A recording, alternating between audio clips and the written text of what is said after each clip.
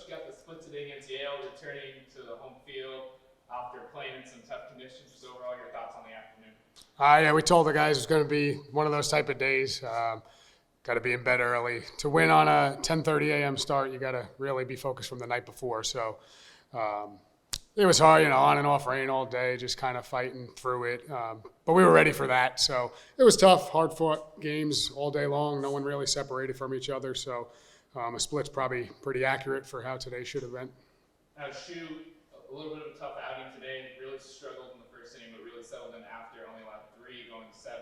So overall, your thoughts on his performance today? Shu's great. I mean, that was probably the worst part of the day was the top of the first. So not to make excuses for him, but I mean, you could ask our players. That was about as hard as the rain was falling, and of course, we were on the mound for it. But he fought through, minimized the damage. I mean, we should be able to win a game if we give up 2 or 3 runs. He really did a good job, as he always does for us. So he kept us in the fight.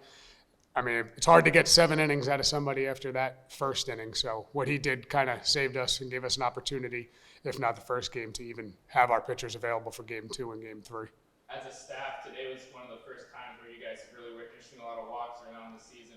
What did you see from the pitchers to work out of some of those tough games? They were able to get themselves in and find a way to get out of it. Yeah, I mean, it was tough. I think we had, 11 walks in the second game, something like that. So it's amazing to have 11 walks and only give up 3 runs. So it shows you how good our guys' stuff is and how when they're in the zone and they can attack guys, how good they're going to be. But defense played well behind them for the most part today and bailed us out of some spots. Our catchers had a great day.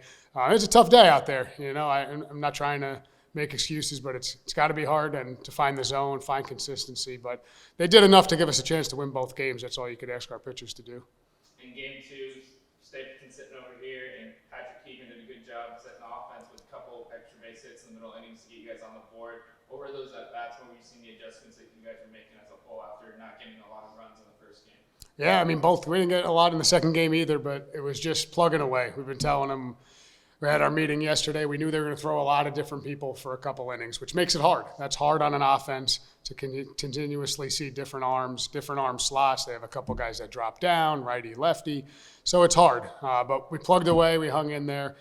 Stapleton's at bat was huge, both of them. I mean, he basically got the double that was the go-ahead run. That Tyler had an unbelievable steal of third base in a big spot in the game, and then a slash basically to win the game. So we did the little things there offensively that we needed to, but we got to cut down on strikeouts. We got to put the ball in play. We got to make things happen if we're going to be the type of offense we need to become. But we're learning as we go. It'll be another similar day tomorrow, just a lot of different arms coming at us. So we'll see if we have that fight in us. Now, Oscar came in and shut the door, got a big out in the 8th, run on 3rd, and then shut him down in the 9th.